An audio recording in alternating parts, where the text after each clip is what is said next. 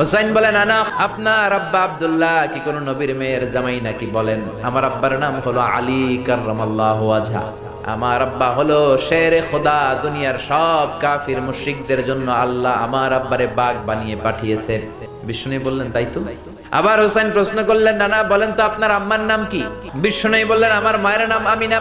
হুসাইন বলল, নানাজি জান্নাতে সর্বপ্রথম যেই মহিলাটা ঢুকবেন ওই মহিলাটা হলো আমার আম্মা জান ফাতিমা।